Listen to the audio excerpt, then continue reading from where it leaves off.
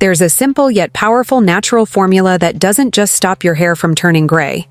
It helps bring back your original color. The secret lies in reactivating melanin, the pigment that gives your hair its natural shade.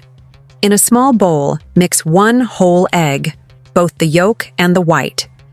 Then add 1 teaspoon of brewed green tea. Green tea is packed with antioxidants, which help fight free radicals that cause aging. The egg is rich in vitamins from the B group, especially biotin and niacin, which nourish the hair follicles. Finally, add a small amount of castor oil. It's a powerful anti-inflammatory oil that supports healthy hair growth. Apply this mixture to your hair and scalp. Leave it on for a while, then rinse it off. If you do this regularly for about 2 months, you'll start to notice your hair becoming darker, thicker, and shinier. Many people have already seen great results, so give it a try and share your experience in the comments below. Thank you for watching. Stay natural, stay healthy,